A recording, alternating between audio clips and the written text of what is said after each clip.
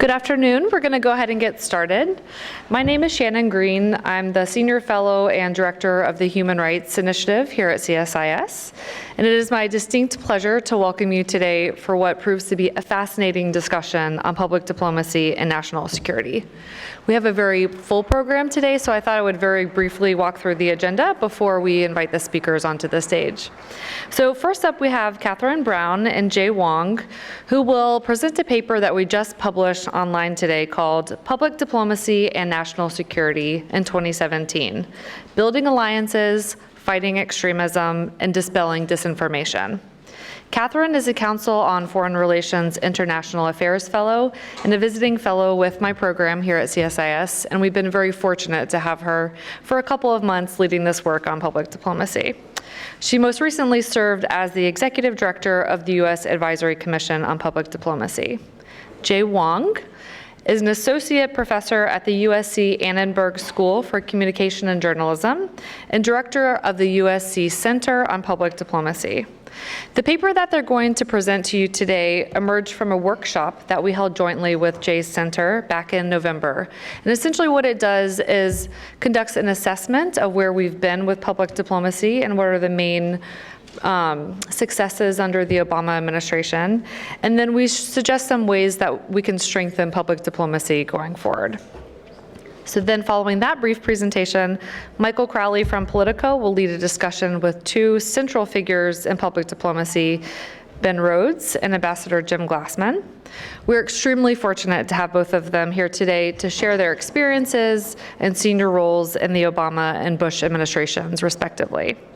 And then during this time, you'll have an opportunity to ask Ben and Jim some questions about public diplomacy. So we'll open up the floor for a Q&A.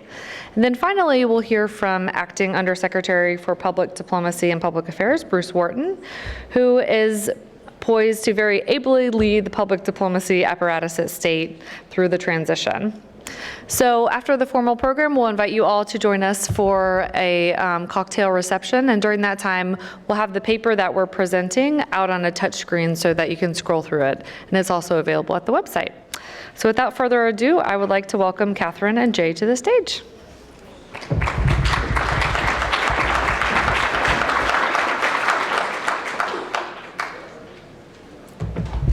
Hi, everybody. I'm not Jay. I'm Catherine Brown. It's great to see so many of you. Thank you so much for coming. And I'm going to quickly go through some top points of this paper that we just released a few minutes ago on public diplomacy and national security in 2017, lessons learned for the next administration. But the paper really looks more specifically at how to leverage public diplomacy to build alliances, counter violent extremism, and also to dispel disinformation from state actors. This paper was an effort by about 40 different stakeholders from across government, from academia, civil society, and through different public diplomacy implementing partners to really try to create a document of record of the progress that we've seen the last 8 years with the Obama administration, building on progress from the Bush administration, and to give our best possible prescriptions moving forward into the next administration. So I'm going to welcome Jay now up to the stage to go over the top line findings and those on how to dispel disinformation from state actors, and I will come back. Great. Good afternoon. I'm very glad to be here, and we're very glad to be back in DC and to be a partner for today's discussion and also for this particular study. So as Catherine mentioned, last November, CSIS and CPD convened 36 public diplomacy thought leaders currently working in and out of the government to assess the successes of PD during the Obama administration and to make recommendations for a future course. The session focused on the major challenges confronting public diplomacy today, namely their role in counter-violent extremism, defying influence of fake narratives by state actors, especially activities directed by the Kremlin, and building and strengthening networks with foreign publics, which are critical to achieving US foreign policy goals. When Trump administration officials enter into the government, they will find a PD apparatus consumed by these critical issues. Therefore, the workshop participants aim to identify successes, pinpoint enduring challenges, and provide concrete recommendations for reforms and improvements in all these three areas, looking at the aspects of themes, tools, and structures. So I'm going to provide a very broad overview of some of our findings. Stakeholders agreed that the overarching successes of the Obama administration have included reaching larger global communities through new digital platforms throughout the State Department, expanding educational and professional development opportunities to non-elite audiences through various existing exchange programs and through the Young Leaders initiatives, developing the Exchange Alumni Office in the Educational and Cultural Affairs Bureau to maintain networks of tens of thousands of ECA program alumni worldwide, advancing the theme of entrepreneurship to leverage the soft power of American entrepreneurship and innovation, and continuing to enhance a career path for PD professionals to better connect public diplomacy with policy, which included increasing advancement of foreign service officers to PD leadership roles. Yet enduring challenges remain for PD practitioners. They include confronting the gap between ideals and reality within the United States with foreign citizens, as domestic news, as we all know, is often picked up and relayed overseas by foreign outlets. News stories on violence, police brutality, and the issues of American society confronts every day, such as racism, discrimination, illustrate our enduring value of transparency. But at the same time, they can also undermine the messages about American pluralism, inclusiveness, and tolerance with non-American audiences. Public diplomacy practitioners must be better prepared to address and contextualize domestic events in the field rather than to stick to sanitized talking points that do not connect with foreign citizens. Moreover, working within a stymied bureaucratic structure continues to be difficult for PD practitioners to effectively engage abroad. There are several roadblocks ensuring that there is sufficient strategic planning, budgeting, and research to support public diplomacy operations, which we outline in the report. Thought leaders and experts consulted for this study made the following additional recommendations for PD going forward. Focus on initiatives that work instead of creating new ones. Empowering public diplomacy professionals in the field. It is important to listen to PD practitioners at the embassies and empower them to be responsive to their environments. Investing in our public diplomacy professionals. The Trump administration must focus on their professional development and advancement within the State Department. It should also put a premium on recruiting political appointees with technical expertise needed to advance effective and impactful PD programs. Continuing to take audience research and impact evaluation seriously, paying close attention to audience research to help shape and inform programming strategies will be essential moving forward. Changing the conversation with Congress. PD requires a toolkit of information, cultural, educational activities. It is not defined by one particular program.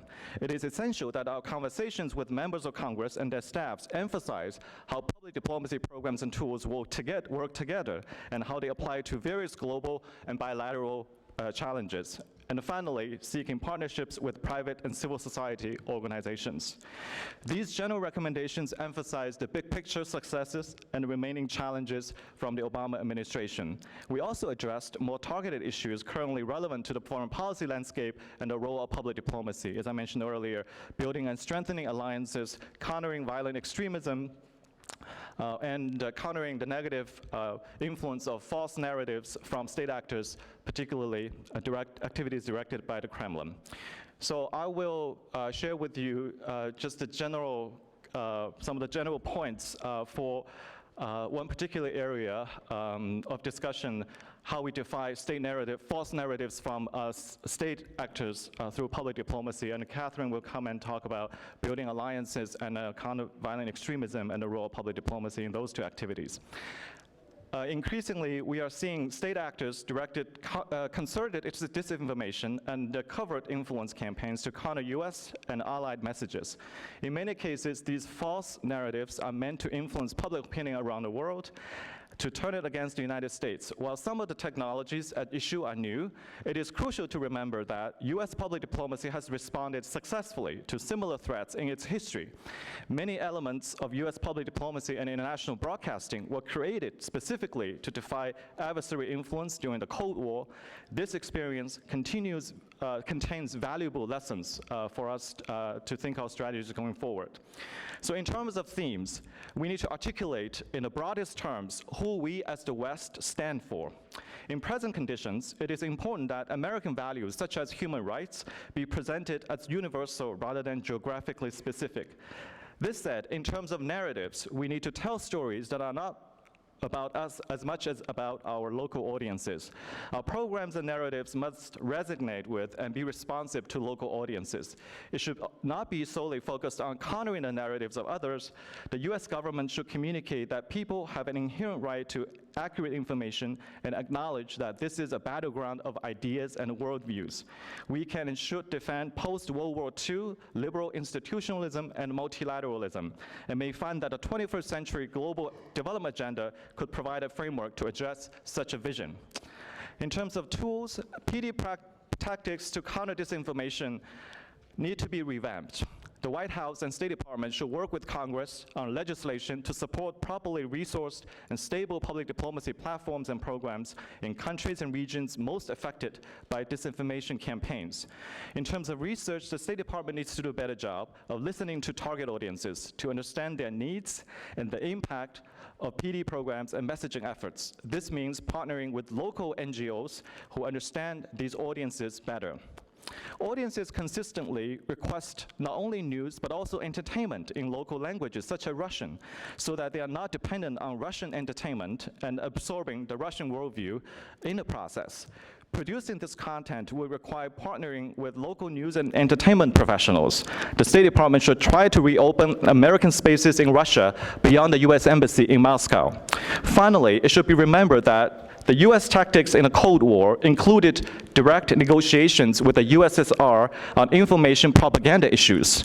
If media has become an armament and information a tool of policy influence, the United States needs a negotiating process that puts public diplomacy at the center.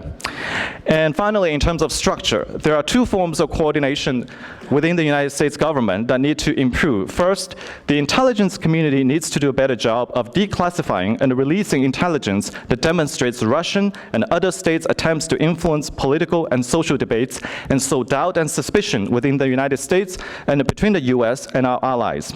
Second, the US government should bring together a brain trust of experts on disinformation, including academics and the private sector, to inform the US government's interagency approach to this issue, in addition to local NGOs and civil society networks overseas.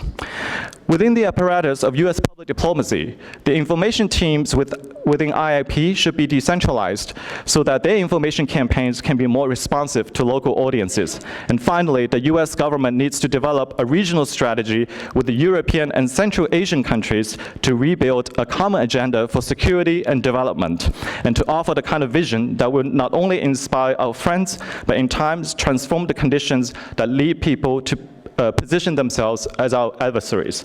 And I'll ask Catherine to give us an overview of some of the recommendations in the other two areas.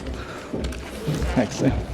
Thank you, Jay, and thank you also to Nick Call at USC, who helped with the creation of that part of the report. I'm going to, for the sake of time, I'm going to very quickly just go over the countering violent extremism dimension of this paper. And so it is online, and you will see that we go through building and strengthening alliances, dispelling disinformation from state actors and CV, but also focus on the themes, the tools, and the structures needed for all three of those areas. So for CVE, the discussion on countering violent extremism at our workshop was based on CSIS's November report, Turning Point, which provides the US administration a comprehensive strategy to counter violent extremism based on 15 years of experimentation and learning. And the report's assessment is that while the US government has invested much in hard power tactics to fight terrorism, it has overlooked the soft power necessary to blunt the appeal of extremist ideologies. So public diplomacy plays a role in this by helping to leverage American soft power and and helping to inoculate and dissuade foreign citizens from being drawn into extremist ideologies and narratives.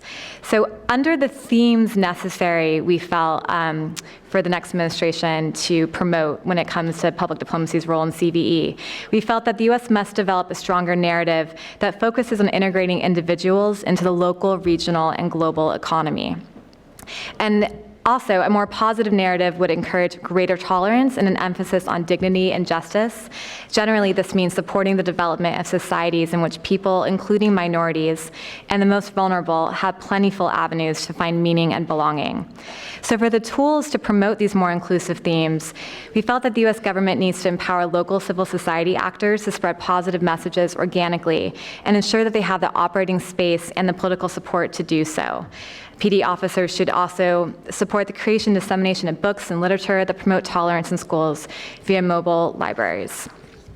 And the exchange dimension of public diplomacy is key here as well. And we agreed that professional development activities such as International Visitor Leadership Program can be used more strategically to foster networks between foreign and American businesses in foreign academic institutions, religious institutions, and civil society leaders to challenge extremist narratives and agendas. Structurally, we believe that given the people-centric nature of CVE efforts, it makes all of this work all this work should be led by civilians in government. That leadership should also work to improve interagency cooperation and know that public diplomacy's role in CVE is to deconflict overlapping activities.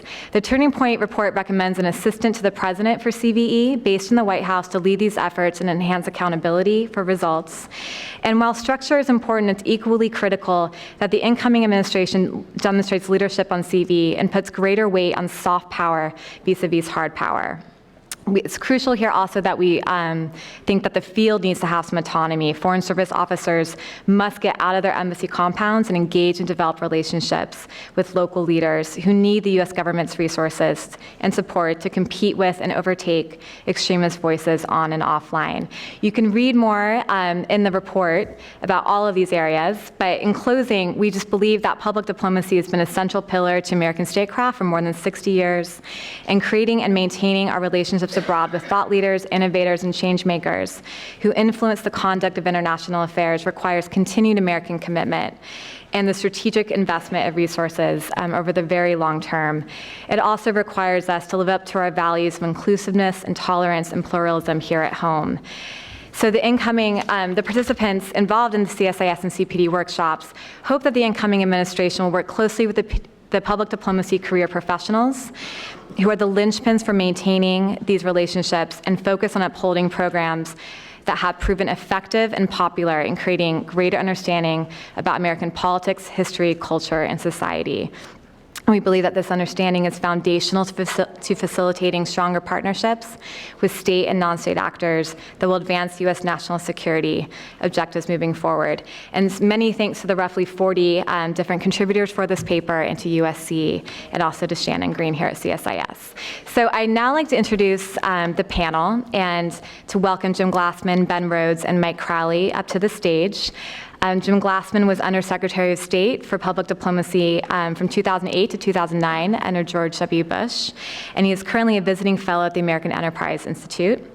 Ben Rhodes is the Assistant to the President and Deputy National Security Advisor for Strategic Communications and Speechwriting, overseeing President Obama's national security communications, speechwriting, and global engagement. And Mike Crowley is Politico's Senior Foreign Affairs Correspondent, covering foreign policy and national security issues. I go on about their bios, but I believe you all know who they are, and you should have an abbreviated version of their bios in front of you. So Ben, Jim, and Mike, welcome to the stage. Thank you.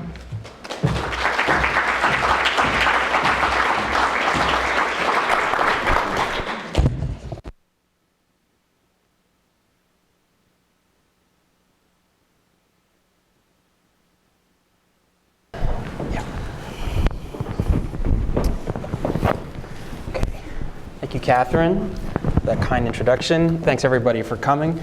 And we're going to start with remarks from our esteemed guests, to whom I'll pose a couple of questions, and then we will have time at the end for your questions. And Ben, we're going to kick off with you.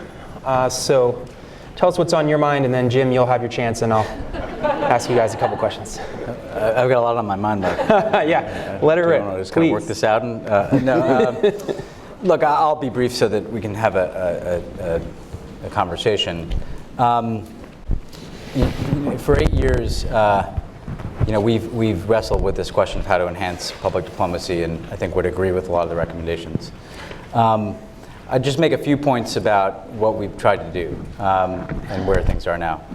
First, we tried to go beyond the existing infrastructure of exchange programs and public diplomacy abroad and find new ways to reach more audiences. And the principal parts of that effort were, I think, in line with some of the recommendations. We asked, how do we talk to people about what they want to talk about? One of the challenges as someone who does both communications and public diplomacy is the U.S. every day is talking to people all around the world about terrorism and nuclear weapons and the South China Sea and global security issues, given our role as a superpower. That's not what's on the mind of people. We did public opinion analysis.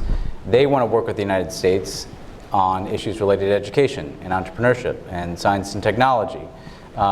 So we weren't talking to our audience about what the audience wanted to hear about.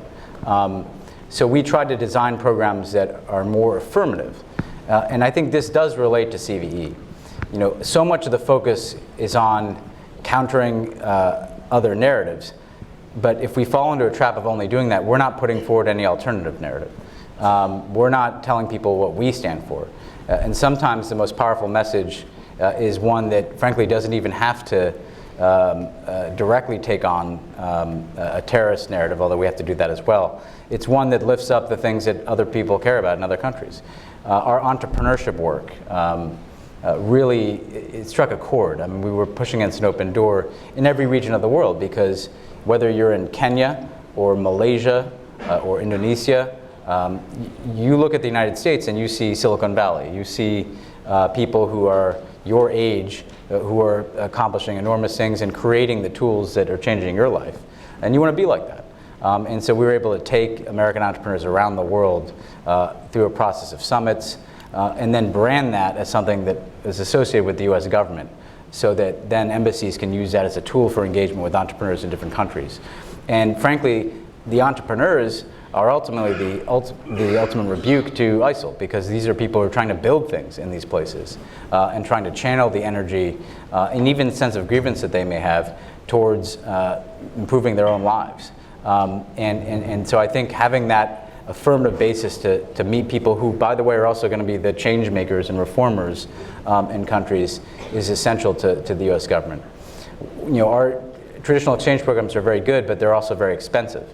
And what we did through our Young Leaders initiatives is use online networks that now have several 100,000 people in Africa and Southeast Asia and Latin America, and use that as a pool of people that includes a fellowship program to bring people here, but also was branded in a way that people in Africa knew that President Obama cared about young people and was interested in what they had to say, and talked to them in a way that their own leaders didn't talk to them. And then those people became their own networks, so that if a crisis took place, like the Ebola crisis, we saw our own participants in this network working together, even without us, to mobilize a public health response. It also, frankly, is just an entry point to engaging audiences for our embassies. So the Young Leaders initiatives become a forum for pulling together people for a roundtable or an event. It becomes a branded tool of engagement that, again, has us talking to the audience that is also targeted by extremists. But we don't even have to begin the conversation by saying, we want you all to come down to the embassy to talk about why ISIL is wrong. We're saying, we want you to come into the embassy to talk about how you can start a business or start a civil society organization. A conversation that is relevant to their lives and that builds out the alternative to every negative narrative, whether it comes from a state or a non-state actor. So we've sought to, I won't go on because I want to get the discussion, but I think it's really important that we don't lose sight of this need for affirmative programming that talks to people where they are, that allows us to build networks of people that can be utilized in any number of ways, and then frankly empowers people in its own right by connecting them with one another. When we talk to these participants in these programs, one of the things that they said they got the most out of was just meeting each other. Because there could be someone in Nigeria who's trying to bring mobile medicine to villages, and he meets a guy in Kenya who's doing something similar, and he's developed an app on his phone that then can now be used by the young leader in Nigeria. So the U.S. has this convening power that no other country has, given the enormous apparatus of our government, and we need to use it. And again, like I said, there's a significant digital component. Very briefly on countering violent extremism and Russian propaganda, which is at the forefront. I assume you'll probably get into this in the Q&A. On the Russia piece, I do think part of this is just raising the awareness around the issue. Part of this is very much what was said about the need to be faster with information, whether it's declassified information or just knocking down narratives. Because I'll give you an example. When the plane was shot down over Ukraine, we did what responsible people do. We waited, gathered evidence, even though we knew what happened from various sources.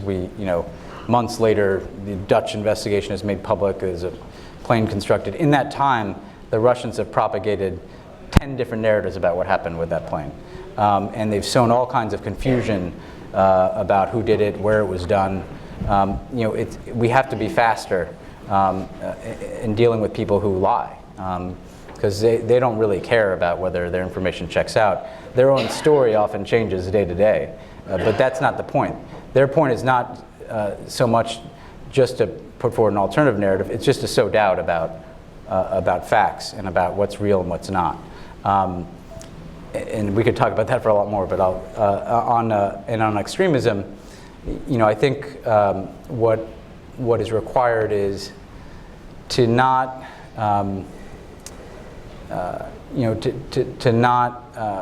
there's kind of a patronizing tone sometimes in how we talk to audiences about this. And I think the central insight that everybody always comes back to is that the two most effective things we can do are, one, just reveal what the reality of ISIL is. I think we take for granted that people in other countries know how bad these guys are. But people who were traveling to Syria and Iraq did not know what it was like to actually be there. And part of what we were able to do is just start publicizing what it's like to live under ISIL, the experiences that people had who went and got disillusioned, the nature of governance in ISIL-controlled areas.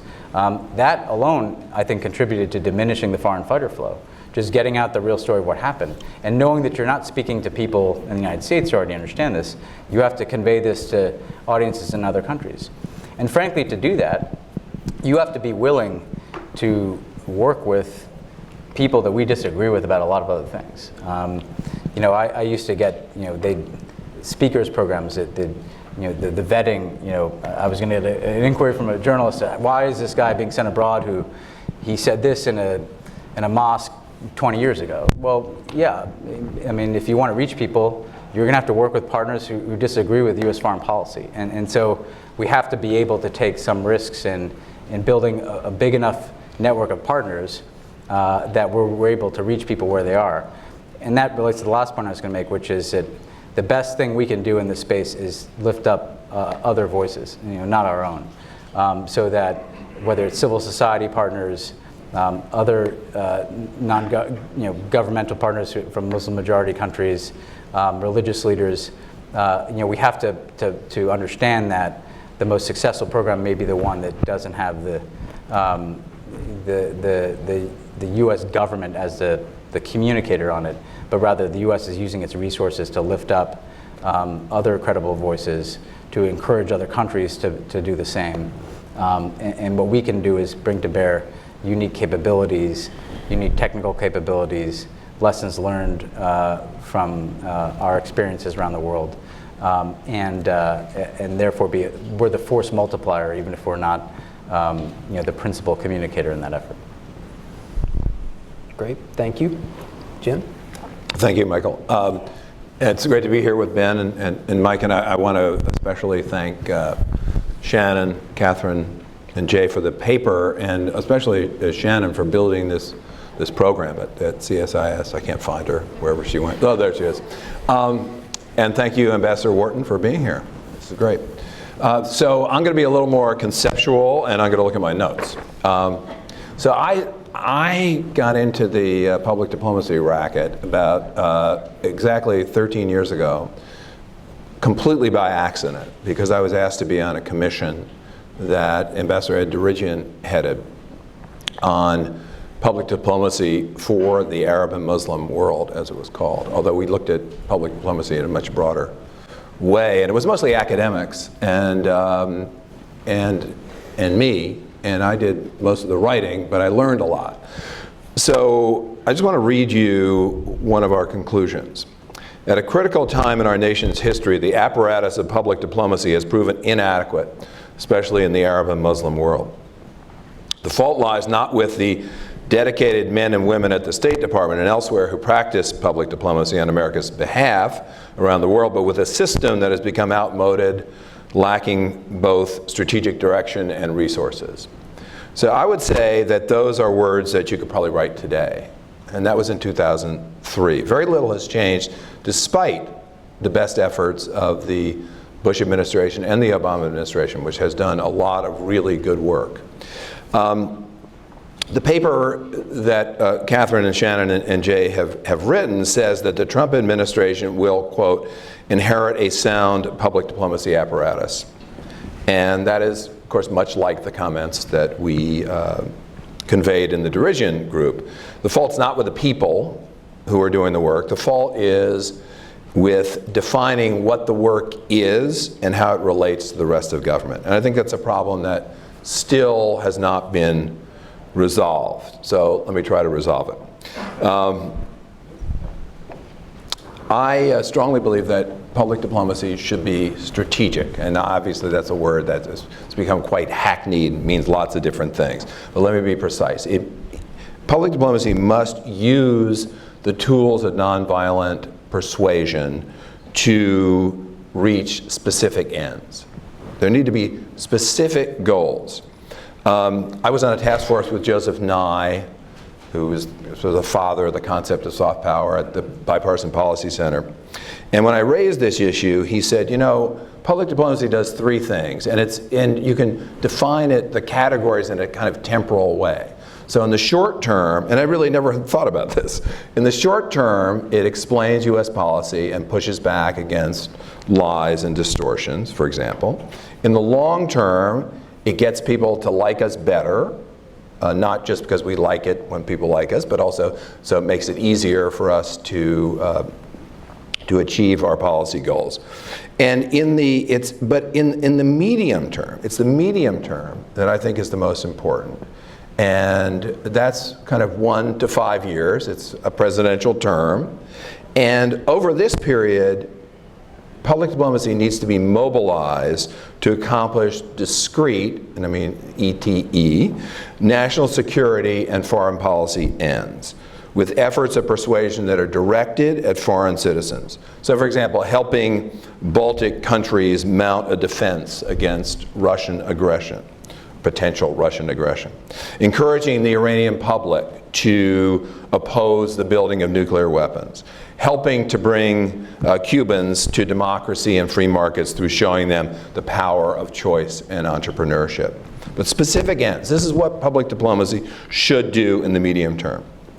Yes, public diplomacy should also do the cultural and the social, and it should explain.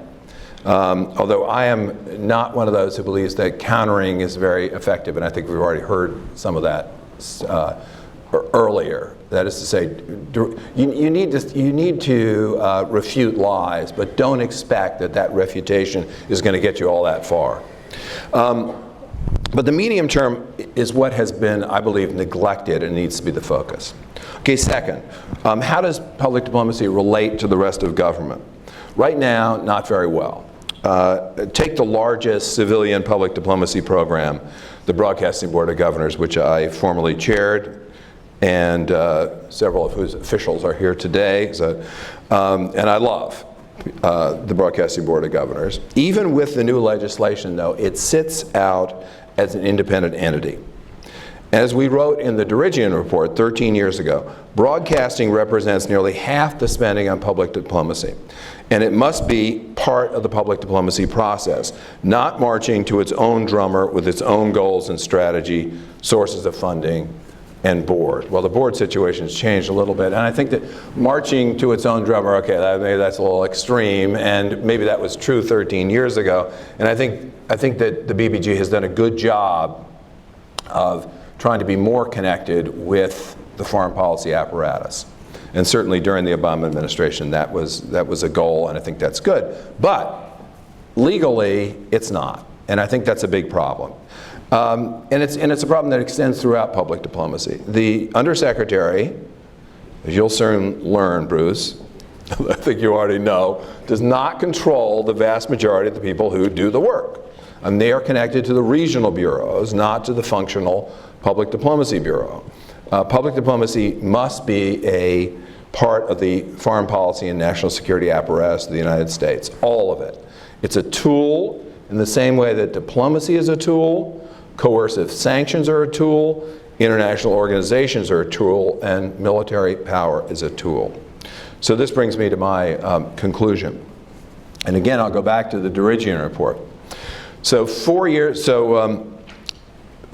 before we wrote the report, the USIA, the United States Information Agency, was dismantled and its parts were integrated into the State Department. Not particularly well. Ed Dirigian, who was a great man and a smart politician, he heads the Baker Institute today, told us when we started our work that we were not going to advocate bringing USIA back. That would be politically impossible, and I think that made sense. I mean, they just dissolved it 4 years before in a bipartisan effort. But I think enough time has passed, and on January 5th, James Clapper, the Director of National Intelligence, told the Senate Armed Services Committee, we could do with having a USIA on steroids fight this information war, he's referring to Russia, a lot more aggressively than we are doing now. And I strongly agree with that. Clapper was specifically talking about pro-US messaging through social media to counter the effects of RT and Sputnik. But I would propose something bigger. Public diplomacy is more effective when it helps launch self-sustaining networks, when it encourages and disseminates the voices of ISIS defectors, as Ben just said, or pro-democracy Russians. That is, when it enables trusted voices that aren't American, and when it fights the war of ideas, which I was happy to see that term resurface after 8 years during Rex Tillerson's confirmation hearings. I'm not going to dwell on the specific means. I think we've talked about that, and we'll get into that in the Q&A. But I think we need to get the mission and the structure right first. We don't need anything as big as the USIA was. In fact, government is not known as a generator of innovative communications. We have the private sector to do that, and this new USIA should work with Silicon Valley and other innovators, something I think all of us in government have been trying to do for a long time, but I'm not sure we had the right structure. So this new USIA should be small and agile, and it will have two advantages that the current structure does not.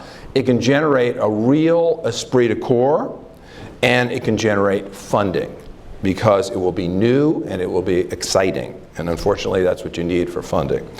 So I see this new USIA, let's call it the US Information Corps, as a custodian of medium-term public diplomacy projects. It will be housed under the Undersecretary for Public Diplomacy, or maybe the acting Undersecretary for Public Diplomacy, who would continue to direct the longer-term efforts of the office, such as exchange programs. In 2006, President Bush directed R to be the interagency lead for strategic communications, and we set up a way to do that with a large interagency monthly group that included Treasury, USAID, and so forth, and a smaller full-time group that drew from state, DOD, and intelligence, the intelligence community, and was led by R. And with a very, very close connection to the NSC. And I think that structure can work. So again, 3 points. The mission to use the tools of nonviolent persuasion to help achieve specific, and let me also say measurable, goals in the national interest. The relationship with the rest of government much tighter than it has been today for all aspects of public diplomacy, including U.S. international broadcasting, and the means, a structure that includes a small information core with a strong connection to the assets of the private sector, using the power of persuasion not merely to tell stories and to push back, but to develop and disseminate new narratives to get back in the game and win it. Thank you. Thank you, Jim. That was really interesting. Appreciate it. We just have time for a couple questions to make sure there's time for your questions, which are always the best part. Ben, let me ask you first.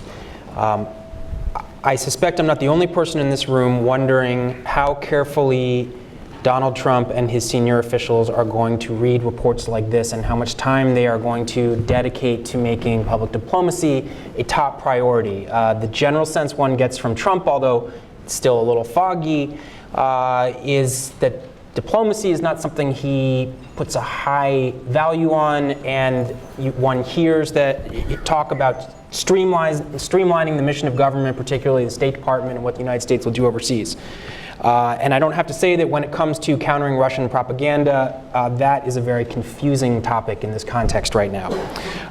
My question to you then is, how would you frame the things we're talking about today and the report on the table today? How would you pitch it to Donald Trump or his senior advisors? How would you argue that it is in their self-interest to understand this and act on its recommendations in the context of their stated foreign policy goals? Is that something that you feel like you could get your arms around? It's a blueprint for winning, Michael. Let me think about that. Look, they will pursue, obviously their own foreign policy. I think that there needs to be, the way I would pitch it, and again, I don't know, this is how they would accept it, is that we have lost sight of what the sources of our influence are in the world in many cases. The scorecard of foreign policy here as against the reality lived in countries around the world is very discordant.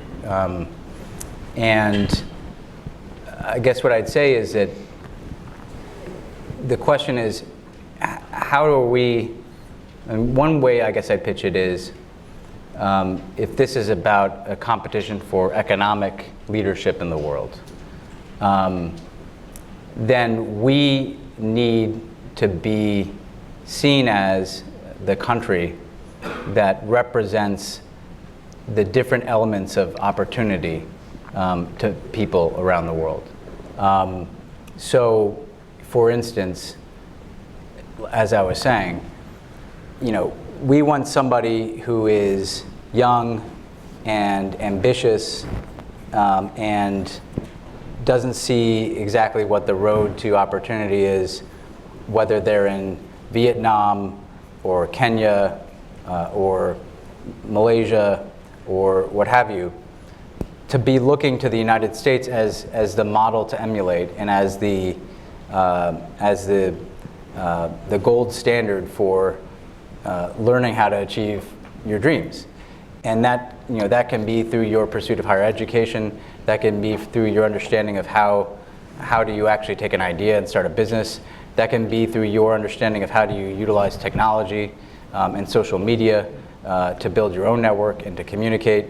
That essentially what we have that China and Russia don't have is a pathway to individual opportunity that is recognizable to people everywhere. And what public diplomacy programs can do if they're good is, again, give people that sense that not only do they want to have connection to the United States, they want to make contact with our embassy, or they want to make contact with Americans, or they want to reach an American university, or they want to learn from American models of business. All contacts that will benefit us because it just expands the pool of people that we know and are working with around the world.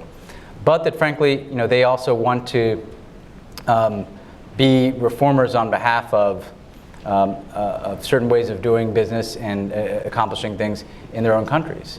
We've seen our entrepreneurship program lead to much more concerted ways in which people are seeking to create legal frameworks wherein you can start a business and wherein corruption is exposed through transparency mechanisms and the use of social media or mobile technologies.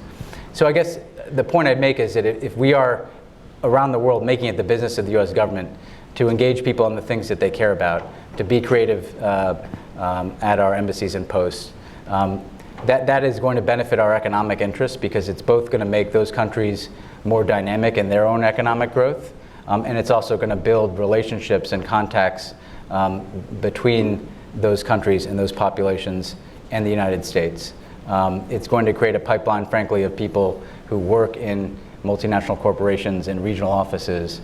The wiring of the global economy and how that connects down to opportunity, there's a huge public diplomacy component to that, because that's the mechanism through which we have that conversation, not just with executives in other countries, but with young people and broader sets of communities. So framing it in Trump's native tongue of economics. Economics, there's which I think gets overlooked. There's an enormous economic context. return on public diplomacy. One of the underappreciated metrics of public diplomacy is, look, we have an exchange program in Latin America that's about promoting study abroad, two-way study abroad. The reason that has significant private sector support is it's enlightened self-interest. They want people in their corporate headquarters, or they want people in their regional offices in Brazil or Mexico who have studied in the United States, or they want Americans who know the region better and can therefore, it's creating a pipeline of people that will help them do business around the world. Frankly, our Young Leaders programs have turned into almost vetting employment agencies, because they know that we've taken the time to identify the best talent in a country, and they're hiring from that pool. Let me cut you off there with apologies, because we do want to get to the audience tonight. Just have two questions, so let me get one in to you, Jim, and then we'll turn to the audience.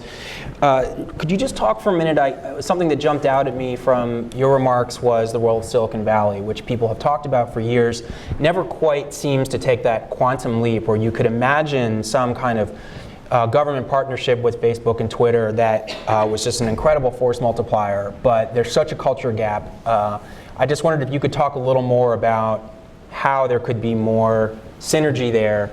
Well, it's hard.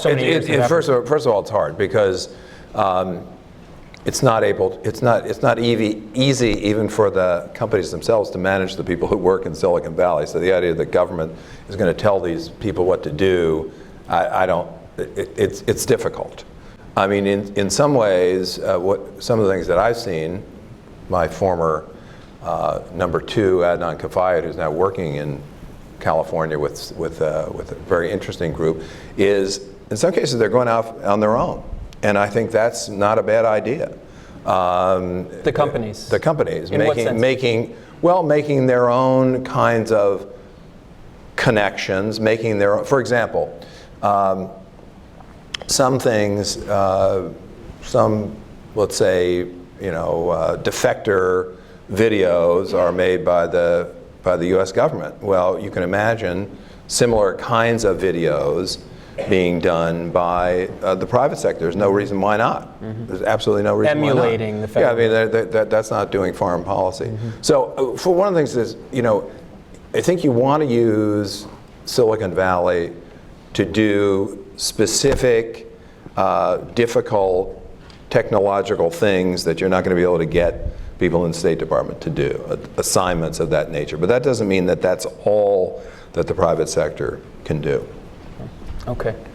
All right, who has questions? And we have a mic coming around. We'll start with you. wearing glasses. We can come to you after that. And please introduce yourself. Yeah, my name is Damon Woods, and I'm with Parnassus Global Agency, but I'm a former PD officer from the State Department. I was there for about 13 years. And so a lot of us in this room have worked in PD, and trying to understand, the one thing that was always taught to me was policy. If you have good policy, it's easy to communicate to people. Even if you don't like the policy, if it's good policy, where you can understand the fundamentals of what the policy is. What do you think is really, in public diplomacy, what is the relationship to policy in getting out the message? Well, I think in general it's not tight enough. So my answer to the Donald Trump question is, you tell us what your policy is. Let's say, what do you want to do when it comes to foreign policy? Like, you want to get rid of NATO and start something else? Do you want to stop the Russians from invading another country? Whatever it is, you decide what the policy is, and then you have a, I hate this term, but toolbox that you can use to affect that policy, to achieve it. And part of it's military, part of it's economic sanctions, part of it's diplomacy. All these things are very important. But one of the things that you have that you may not even know that you have, and that could be enhanced, is public diplomacy. That's very effective. So it should be mobilized to achieve that specific end. But I agree with you. I think the default position, as I've seen it in public diplomacy often, is we want people to like us. So that's our job. Our job is to, my job as a PD officer is to get these people in the country that I'm working in to like us. And there's nothing wrong with that, okay? Fine. But really that's not an end. That is a means to some specific end. And I think your question is a very good one, that frequently the policy has not been communicated clearly enough so that we know exactly why are we doing this. See, just quickly, I think two-way street. I think that there's, in terms of what we ask of PD officers, I think it's crazy to think that, like, a PD officer, our foreign policy is what is going to shape perception of the United States. You get the best PD officer in the world, and if what they see back here is unappealing to them, or what they see happening in their country that they associate with us, it doesn't matter what you do. So I think we have to stop kind of thinking that whatever the policy is, if we just get the wiring diagram right, and this is one of the while that's very important, I think there's kind of been too much of a scapegoating of the public diplomacy apparatus. I mean, look, people shape their judgments about America. That can be affected around the margins by really good communications and PD work, but they shape it by how we look, what's happening inside of America, and by what we do around the world. And we have to recognize that and not see, and this relates to my second point. I think, and we've tried to do this, messaging concerns, public diplomacy concerns, should be a part of the policymaking process. I've often found that it's a test drive for how this policy is going to work. We'll be sitting in situations sometimes discussing some policy, and when it gets time to talking about how we're going to explain it, it's like, well, that's not going to fly in X country. And in fact, it becomes kind of a gut check so I actually think that you can turn it inside out and suggest that we learn from our PD engagements, and we learn from what is happening and how we're engaging publics in ways that should inform policy more. Not just say, like, we cooked up this policy, you guys go sell it, but actually, how would this be received by these different audiences in this country? And if the answer is with a resounding thud, I mean, to state one obvious example, if our approach to countering terrorism is going to alienate people in the very communities that we want to reach, it doesn't matter how good the countering disinformation effort is, and so you have to see this as integrated into policymaking so that those concerns are incorporated.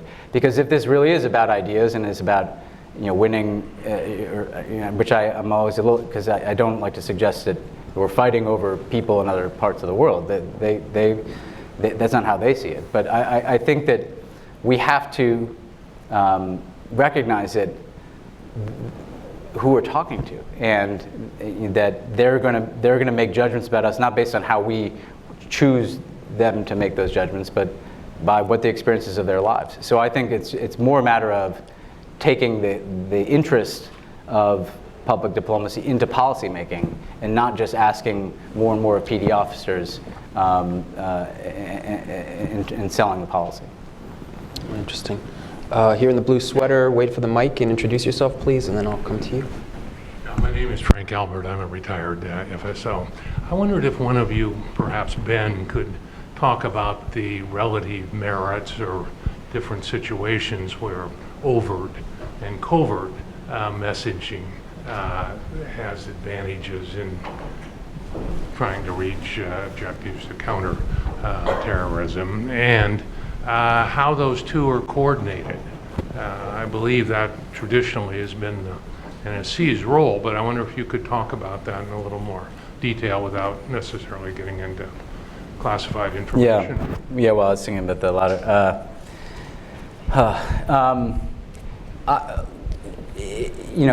I think that while there may at times be roles for covert efforts, that if we, that we should have a bias towards doing things openly and owning our arguments and what we believe. That's part of what makes us different. So that's the first point. The second point is, I think that there has to be, there's a danger also that the budgets are bigger in the intelligence community and the Defense Department. And so therefore, sometimes actually, stuff ends up happening in places other than the State Department just because there happens to be money there to do it. And that's a really bad reason to do something. We've tried very hard to nest these efforts in the State Department. That's why we set up the Global Engagement Center there, so that at least there was a state lead on these issues. Because again, I think there can be a budgetary just pull towards, well, why don't we just put this in the IC or DoD because they've got pots of money to do this stuff. But frankly, they're doing a lot of other stuff, and this gets to the policy question. If the people carrying out foreign policy should also be the people communicating it and building the narratives and giving the guidance to BBG as appropriate. So that's another reason to do overt. And then lastly, I think when there is such an effort, without talking about any individual time, there just has to be a regular coordinating mechanism. I can't tell you how many times I felt like I was actually the only person in the entire U.S. government who knew, and not because I wanted to be, but just because it does come to the NSC. And so I think the State Department also has to be empowered by being more included in, the State Department should be included in everything that has to do with messaging, because they need to know what we're communicating in a different country, what the platforms are in a different country, how that interacts with their platforms. So my bias in all of these things is towards like the State Department being in the lead. So let me address that question, which is really important. So I think that the intelligence community definitely has a role in the kind of activities we're talking about. State Department does, and the military does, so does Treasury and some of the others. But those are the three main ones. And I agree with Ben that the State Department should have the lead, and that's the way we structured it. And that the NSC should be very tightly tied into that entire apparatus, and that's also the way we structured it. So we set up this thing called the Global Strategic Engagement Center, which I called it that almost kind of as a joke, this sort of anodyne name that doesn't mean anything. But it was, for a time, headed by Peter Kovach, who's right over here. And it included members of all three of those institutions. And we did coordination and deconfliction and to the degree that we could, direction. And because we're tied into the NSC, we got a lot of support from the White House. So it was actually working pretty well. And then it disappeared, and then, gosh, it looks like it's coming back now without the S in it. But it's pretty much the same kind of thing, and I think that's a good idea, and I hope that the next administration doesn't dissolve it and start all over again, because I think you need all these different elements of government, but you need one leader, and that, in my view, that leader should come from the State Department, closely tied to the NSC. In the back there. Wait for the mic, please. Will you please stand as I'll come over to this side of the room if you have questions in a minute. I'm Rachel Chen. I'm a Foreign Service officer who recently returned from 2 years as a public affairs officer in Lahore, Pakistan, and where I oversaw millions of dollars of public diplomacy programs. And I would say that one of the things that we as PD practitioners in the field struggled with is understanding exactly how effective the programs that we are implementing are, especially with regards to countering violent extremism. I mean, ultimately, our goal is to counter that narrative, but also to prevent young men and women from signing up with organizations like Lashkar-e-Taiba and Lashkar-e-Jhangvi and ultimately ISIS. But how do we actually know that our programs are doing that? Because we can't go out into the field and actually ask people. And so, and this gets to the point of, are we doing what we should be doing? Are we doing what works, which is what Catherine Brown and that report is suggesting that we do. You know, I'd say, first of all, your question relates to policy as well. You know, I still can't really, you know, basically we would ask things of public diplomacy officers in Pakistan when the conversation about U.S. policy in Pakistan was something that we couldn't even really talk about. I'll put it from the Pakistani perspective, not ours. The Pakistani public wanted to know about drones, and that we weren't even allowed to discuss certain things. And then the expectation is, you know, a well-made PD program can move the needle, but you know, so I think one point that you were asking about covert messaging, I think broadly, our foreign policy generally needs to be as transparent as possible. And frankly, nothing is secret really in this world anyway. It all comes out at a certain point. I would like to see a much more, you know, one of the things I would recommend to a future administration is to have a bias, not just in the messaging side, but in general, to greater transparency. Because I have this, you know, not just a sense. I think that the data shows that we lose an audience when they feel like we're not being straight with them about what we're doing in their country. And so that's the first point. On getting out there, you know, in Pakistan, the reality is that we have to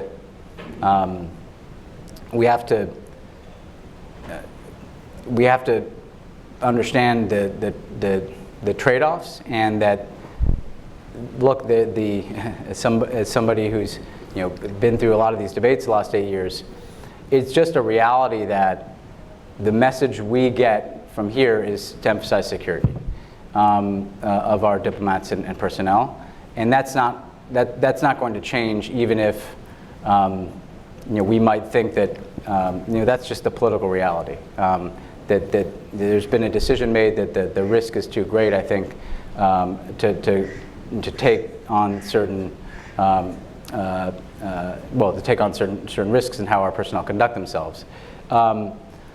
And so therefore, that's when you have to get creative, and you have to build the relationships with the people who are able to get to places that we're not able to get to.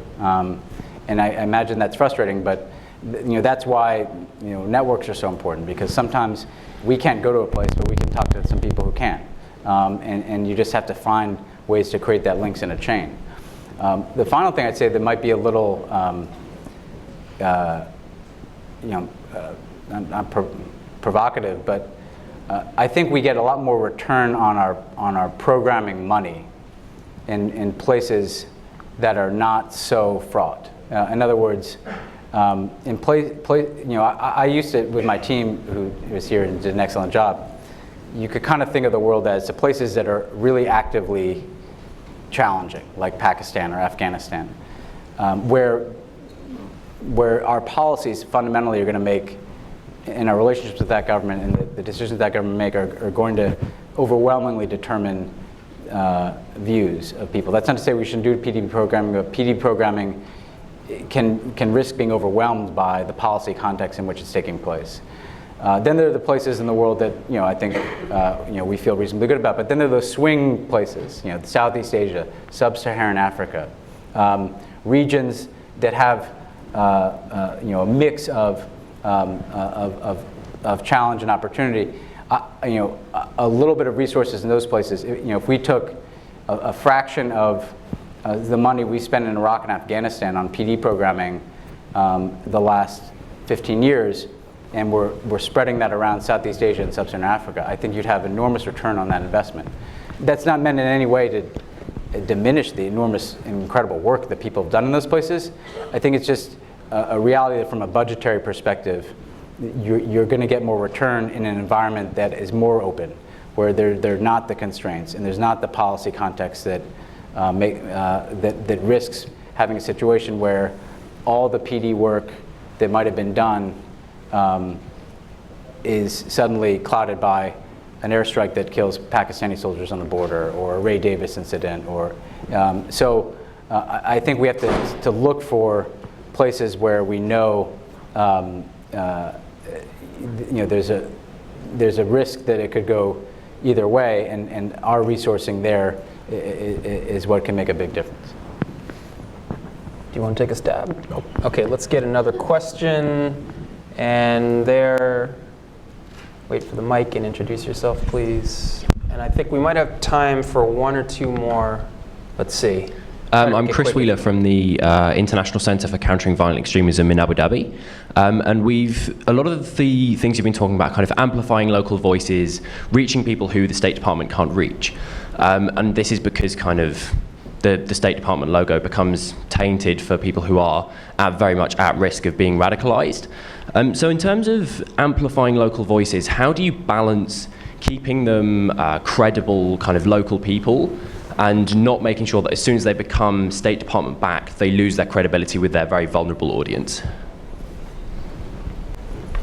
Well, look, I'd just say we've tried to multilateralize some of our efforts in this regard. I think one of the things that we've turned to in the second term is civil society, and I think there has been a concerted effort to close space for civil society around the world, in which governments learn from each other, they pass restrictive laws, and if you get a grant from the U.S. government, from the USAID or the State Department, you're in trouble. And therefore, I think creating more multilateral pools of funding, creating more regional approaches where we're kind of building an architecture wherein civil society can contact with each other and find sources of funding is important. In other words, not making civil society support look like an extension of U.S. government, foreign policy interests, but rather the U.S. investing in the value of civil society by contributing to a multilateral effort that does provide resources and does network organizations. I think that's going to become increasingly important. And we've talked to, we've done that in some initiatives like the Open Government Partnership. We've worked with the Nordic countries who have an interest in this space.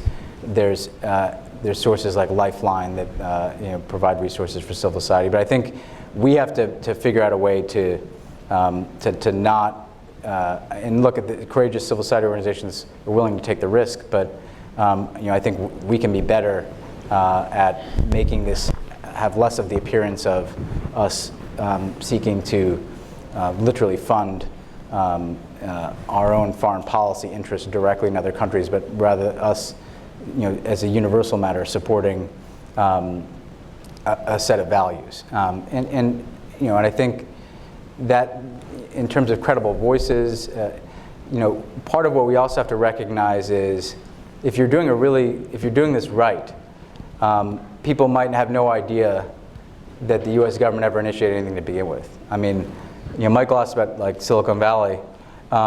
Yeah, we have conversations with them, but as was said, like they go off and do their own thing. It may have been sparked by a conversation we had with them, but we may have nothing to do with it. But they're going to be a platform for a lot of credible voices. So we have to recognize that we can talk to third parties in the private sector and academia, share what we know, share what we've learned through our analysis. What do we have as a U.S. government that they don't have? We might have done a little bit more work to understand ISIL and its messaging and its its infrastructure, and we can share that with folks. And then, frankly, they will do with it what they will. And that's the definition of a credible voice, because frankly, they benefited from interacting with us. We informed them, but then they're designing their own efforts and programs. I was just going to say I agree with that, and I think that there has to be space for civil society, but I also think that it's a role of government to help create that space, or certainly to defend it when it's under attack, like it has been in Egypt. We're not going to be able to have those civil society voices if civil society gets closed down, and I think it needs to be a high priority of government to keep that space open. We have time for one more, as long as it's pretty quick and concise. I think, I'm afraid the guy behind you got there first. I apologize. Introduce yourself. Please make it concise. And gentlemen, we're a little over time, so let's have short answers, please. Thank you. Matthew Wallen, American Security Project. I work on public diplomacy. Ed Murrow famously said that truth is the best propaganda and lies are the worst. So in a world where we're not sure that truth actually matters across a variety of landscapes anymore, how do we combat that and how do we deal with it in the present situation? Yeah, I'm not completely sure that that's true. I wish it were. I mean, I think the Russians are proving every day that that is not true. Edward R. Murrow, by the way, also said, apropos of what Ben was talking about PD being part of the policy decision-making process, that he wanted to be in on the takeoffs and not just the crash landings. And so I think it's great to have a PD voice at the table. I think Americans are uncomfortable with lies, and I hope we'll always be uncomfortable with lies.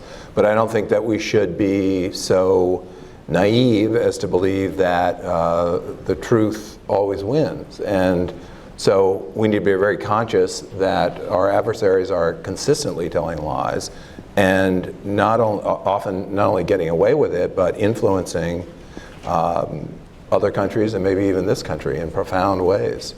So I think it's pretty serious, and I think that's the reason that what we're doing today is so critical. Public diplomacy, writ very, very large, has got to be part of the solution to the challenge that we're facing. The Russians understood this a few years ago. They figured it out. They understood it was cost effective. They understood that they could do it really well, and they're out doing it. So we need to get on with it. Look, I think your question goes to the core of what we're dealing with today. And I'll just say that we also just have to have confidence in what we believe in and who we are. That may seem like a pretty simple point, but in fact, to the extent that we appear to be knocked off balance, or we appear to be questioning some of our most deeply held assumptions about how the world should operate, that creates openings. And like I said, the purpose of the lie is often just to sow disinformation and doubt about the liberal international order. And the fact of the matter is, there has not been enough work done globally to put forward in basic terms things we believe in. And we saw this. The president was, over the last several years, he'd give a speech in Hanover or Brussels about the European Union that European leaders weren't giving. As this kind of movement has emerged globally of some degree of populist and nationalist retrenchment, I think it's knocked people off balance, and there hasn't been the kind of confident, President Obama has certainly sought to project it, but when we look around the globe, we have to find other partners who will do that as well.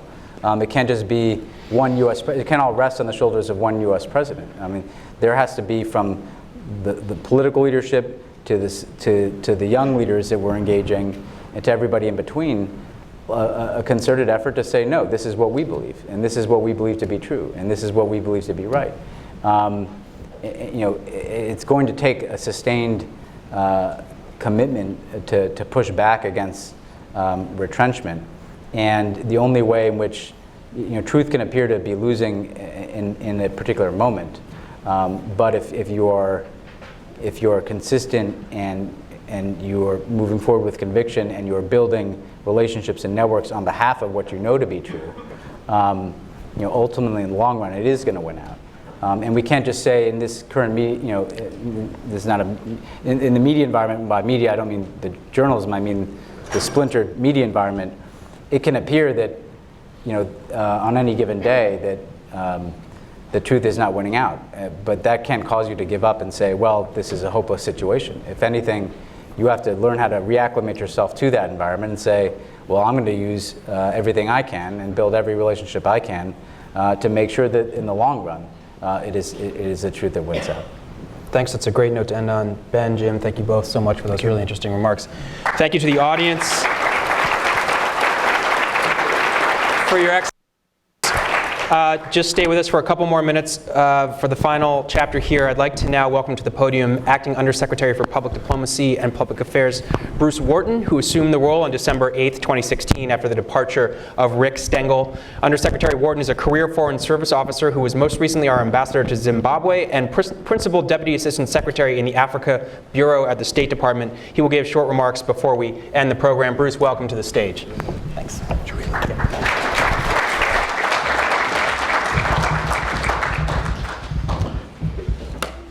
I owe many thanks to many people in this room, but let me start off by thanking CSIS and CDP, to Ben and Jim and Mike.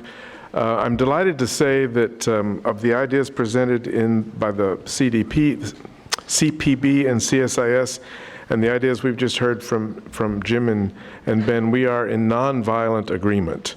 All of these ideas sit very comfortably with me, and in fact, were by and large things that I anticipated hoping to do. Look, let me start with the policy question. I actually do believe now that public diplomacy is a key element of foreign policy. I think that recognition has been a long time coming, and I think we owe it to some of the people in this room, as well as to people like Jim Glassman, Rick Stengel, Secretary Kerry, and my predecessors as Undersecretary for bringing public diplomacy to the policy table. I sit in senior meetings every morning with the Secretary, with the Deputy Secretaries, and always seek to elevate the profile of public diplomacy and to ask the question that Ben suggested. How are we going to sell this to an audience abroad? Look, I've inherited an extraordinary apparatus at the Department of State, from education and educational and cultural exchanges to information programs, from our press operations to the new Global Engagement Center, which may be something like the U.S. Information Corps that Jim Glassman referred to. And my charge is to support and strengthen the people and the institutions of public diplomacy for as long as I have the privilege of serving as acting undersecretary. I may be new to this role, but I am a longtime student and hoped practitioner of good public diplomacy. It's been my honor to serve 5 different U.S. presidents, each with different styles and political philosophies. But one thing that struck me throughout this is that all of them have understood the importance of public diplomacy. And I think that president will hold in the coming months, and it's part of my job to make sure that the new administration understands who we are, what we can do, and why we deserve to be supported, why public diplomacy deserves to be supported well into the future. You've heard this afternoon about some of the public diplomacy program successes, including youth programs, social media engagement, and better use of technology and educational exchanges. All of these programs have had bipartisan support, and I think that will continue, and I look forward to seeing these programs and others grow in the coming years. I know that critical challenges remain, including the rise of disinformation from both state and non-state actors. But let me share one very simple message with you here today. The future of public diplomacy is bright. It is very bright. Our citizens, we'll start with the citizens. American citizens remain our very best public diplomats. Whether they are volunteers or business people, teachers, missionaries, or career foreign service officers, these folks lead the way. As they travel and invent and teach, they represent our country with a simple, understated goodness. They show the world what it means to be American. The State Department works to amplify their work and support their connections, their outreach, and their service. Meanwhile, the more formal institutions of public diplomacy are growing stronger. Public-private partnerships now underwrite youth exchanges and trade shows. Social media companies do share our concern with hate speech and fake news and help us push back against those phenomena. American speaking experts abroad and host families here in the United States both leave lasting positive impressions with the foreign citizens that they encounter. Meanwhile, at the State Department, we are pushing for a more strategic campaign-based approach to public diplomacy programs, getting something to that, approaching that sort of middle-term work that Jim was speaking about. And we're making much expanded use, pushing really hard to do a better job of measurement, evaluation, and analytics. Public diplomacy officers and their host nation colleagues around the world, our PD teams on the ground in embassies, create and lead smart and locally nuanced programs that are engaging and influencing host communities, both in person and virtually. And I'm tremendously proud of the work and the sacrifices that they make every day, and they give me enormous confidence in the future of public diplomacy. So for as long as I serve as the acting undersecretary, whether it's 6 days, 6 weeks, or 6 months, I will work to strengthen public diplomacy as an instrument of American foreign policy and work to focus it on improving national security, growing national prosperity, and promoting America's image and our values abroad. And I think I can do that best simply by supporting the PD Corps, the people who do this work, the institutions that we have that put this all together, and then the way those people and institutions communicate across platforms and across time. It will also be my job to help the new administration understand the full potential of public diplomacy programs and tools, as well as the professionalism and the steadfast dedication of our PD practitioners worldwide. I look forward to those conversations, and I think that the programs that are currently being conducted are the best evidence and the most compelling reason for continued support. I intend to highlight how public diplomacy's diverse and flexible tools make unique contribution to our national security and our prosperity and to peace in this world. We'll need your support in the coming days, and let me thank you now for your tutoring in the past and your partnership in the future. Thanks very much.